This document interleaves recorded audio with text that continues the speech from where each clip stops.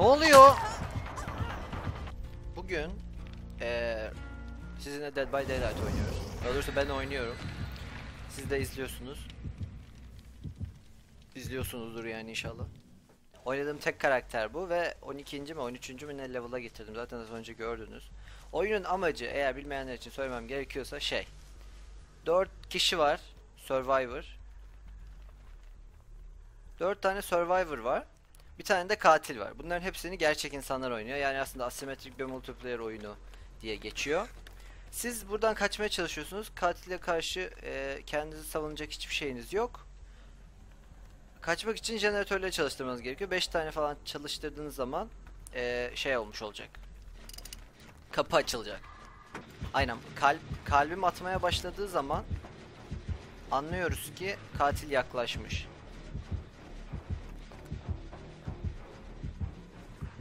O yüzden yavaş yavaş uzaklaştım gördüğünüz gibi. Allah.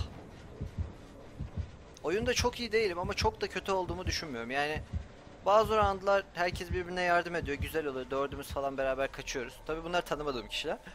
Ama bazı roundlarda da ben onları 15 kere kurtarmama rağmen bir kere asıldığımda beni almayıp satanlar da oluyor. O yüzden arkadaşlar kime güveneceğinizi bilmiyorsunuz. Eğer 2 tane jeneratör çoktan çalıştırmışsanız ve diğerleri sonradan öldüyse işte bir tane böyle hatch gibi bir tane küçük kapı açılıyor. O kapıdan kaçabiliyorsunuz katil gelmeden. Böyle chestler oluyor. Chestleri de araştırabiliyorsunuz. Mesela bana flashlight çıktı. Hiçbir işe yaramayan bir şey.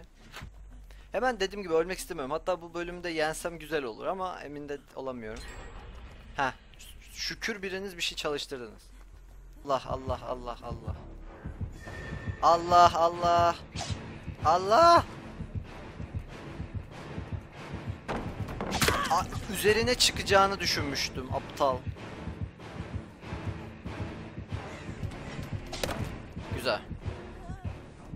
Biri adamın şeyine takıldı. Lanet olsun. Orada. Öbür tarafa gitti. Ayağını kaptıranın yanına gitti. Neyse, ne diyordum? Oyunda 3 tane farklı katil var. 4 tane farklı survivor var. Bunlardan herhangi biri olabiliyorsunuz isterseniz. Allah kahretsin beni ya. Biri düştü galiba. Ha, biri benim peşimden gelmiyor. O yüzden beni aramıyormuş orada. Güzel. Aferin. Bu insanlar bakın puanları toplayacak, ben toplayamayacağım. Arkadaş bu arada buradaysan beni bir iyileştirsene ya. Neredesin? Bak arkadaş hiç kimse yardım etmiyor, görüyorsunuz değil mi? Astılar. Ama bana da vurdu yani. Ben onu gidip şimdi kurtarmam ki. Yoksa kurtarabilir miyim? Arkadaşlar ne diyorsunuz? Ben bir yandan jeneratör arıyorum aslında ama. Heh, var burada bir tane. Tamam. Şunu yapayım. O adamı gidip kurtarmak lazım da işte. Ben oraya gidersem ölürüm. Oraya o yüzden ben gidemem ama başkası gidebilir. Kimse kusura bakmasın. Genelde serverlar hep atıyorum şu anda ben muhtemelen Türklerle oynuyorum. İşte hem survivorlar hem de katil Türkiye'den yani. Bölgesel yani, bölgesel gibi. Hiç böyle İngiltere'den falan biriyle karşılaşmadım. Genelde ben de işte falan, ben de Türk'üm falan diyorlar. Bunu yaparsam güzel. Çıkışı bul. Çıkış nerede? Orada. Handyman mi? Ha, achievement aldım. Okey.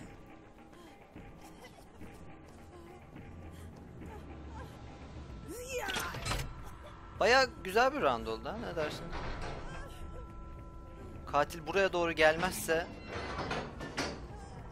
anında kaçarım yani, hiç şeyim yok. Daha doğrusu hemen kaçmam, şurada beklerim, pusarım. Bir tane katil var, görünmez olabiliyor. O katilden nefret ediyorum. Ya bir de beni kimse iyileştirmedi ya, şimdi kendimi riske atmak istemiyorum. Çünkü bir daha vurulursam yere olacağım ve kaçamam. Herkesin kaçtığından emin olmak istiyorum. Hani bir şey olursa yardım edeyim diye.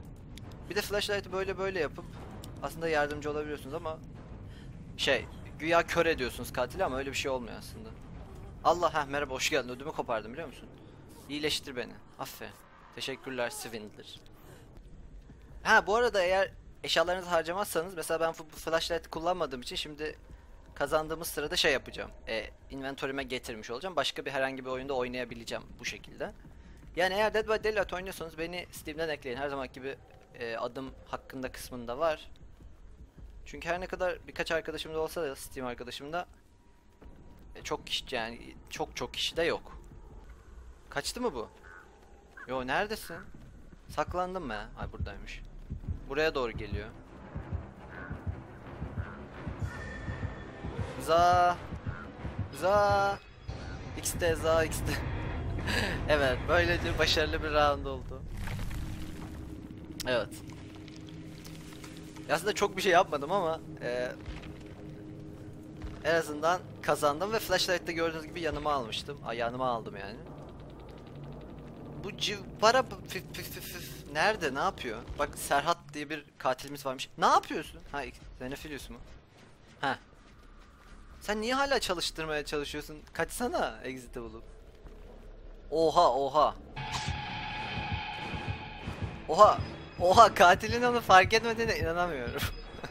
Bu katil de pek iyi değilmiş Serhat, kusura bakma ama. Serhat abim desem ne desem.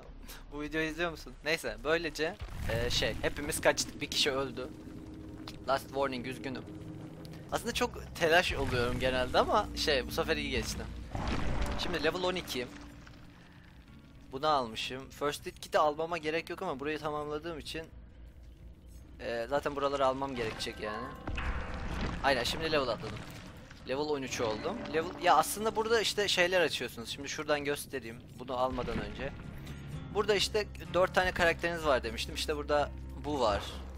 Bu kız var. Bu çocuk, bu kız var. Bir de bu tane bu şey var. Neyse ben sadece Mac Thomas'la oynuyorum oyunun çıkışından beri.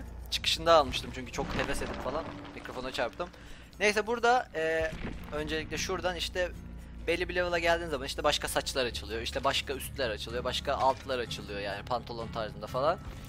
Çok komik aslında açıklamaları falan var yani okumak isterseniz. Onun dışında bu level şeyinden ne kadar mesela oyun oynuyorsunuz, oyunda bir sürü farklı kategori var, işte altruism, işte survival, görevler bilmem ne tarzında. Onları yaptığınız zaman blood point, kan puanları topluyorsunuz. O kan puanlarıyla da burada işte mesela kurban edebileceğiniz ya da teklif edebileceğiniz şey, çünkü bir tane ruhu var sonuçta, katil sizi ruhu şey yaptığı için. İşte şöyle kısaca göstereceğim. Burada perk'ler var. Ben şimdi şu anda sadece bir tanesini alabiliyorum. Olarak equip edebiliyorum. Yani level 15 olduğumda ama ikinci perk yerim de açılıyor. Onun dışında o ruha sunabileceğiniz bazı kurbanlık şeyler var. Eşyalar var, işte harita olsun, bu flashlight olsun ya da first aid kit. Onlara bir de takabileceğiniz şey var. Bunlar da özelliklerini arttırıyor ya da iyileştiriyor falan filan falan filan. Bir de tabii ki arkadaşlarınızla şey yapabiliyorsunuz ya da arkadaşlarınızı öldürebiliyorsunuz yani katil olup. Ben genelde katili hiç oynamıyorum. Çok nadir. Çünkü Survivor daha eğlenceli geliyor.